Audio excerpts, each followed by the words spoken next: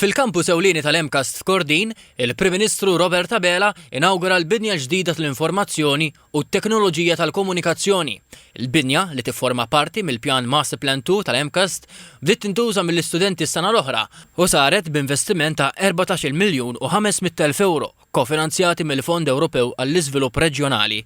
Imqassam fuq 11,900 metru kwadru, dan l-Istitut jinkludi 58 spazju ġdid ta' tagħlim fosthom 30 laboratorju tal-computers, 16 klassi, 5 laboratorji ta' hardware, 2 network labs, laboratorji ta' game development u spazji għar-riċerka, inkluż fil-qasam tal-intelligenza artifiċjali. L-istudenti għandhom ukoll faċilitajiet ta' green screen, robotics lab u qatt ta' faċilitajiet oħra moderni. Matul iż-żjara, il-Prim Ministru flimkien mal-Ministri Stefan Zrinzo Zoppardi u Clifton Grima iltaqgħu mal-istudenti waqt il-lezzjonijiet tagħhom f'diversi laboratorji, inkluż dawk tal-gaming, networking, tar-robotics u tar-Raspberry Pi. Fi stqarrija mill-Uffiċċju tal-Prim Ministru intqal li dawn il-faċilitajiet qegħdin jagħtu esperjenza ta' tagħlim prattiku filwaqt li jiffaċilitaw l-aċċess tal-istudenti għal tamir u teknoloġiji innovattivi li jsaħħu t-taħriġ tagħhom f'din l-industrija li qed tikber pass maġġel. Intqal li kull sena aktar minn 1000 student isegwu korsijiet marbutin mal-informazzjoni u t-teknoloġija tal-komunikazzjoni li jinkludu software development, iGaming, cyber security u computer networking. L-MCAST qed jipprovdi mixja edukattiva sħiħa li btibda mill-livell bażiku u tasal sal-livell ta' masters.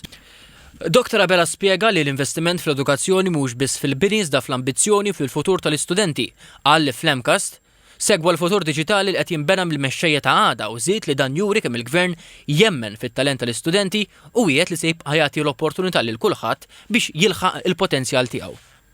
Il-Prim Ministru nnota wkoll kif dan l-investiment huwa parti minn direzzjoni holistika lejn il-Viżjoni Malta 2050 li taraf li l-aqwa opportunitajiet fil-qalba diġitali għandhom ikomplu jeħduhom iż-żgħażagħ Maltin. Dr. Abela semma wkoll l-investiment tal-Gvern li jkompli jinċentiva l-istudju fosthom biż-żieda ta' 15% fl-istipendji u lotja sa' 1,500 euro lil ġenituri ta' wlied li jkomplu jistudjaw wara l-edukazzjoni obbligatorja. Temm jgħid li dan il-proġett huwa parti minn investiment ta' kważi 33 miljun euro li jinkludi 3 binjiet ġodda f'dan il-kampus kollha maħsuba biex isaħħu l-edukazzjoni, l-innovazzjoni u l-opportunitajiet għall-istudenti.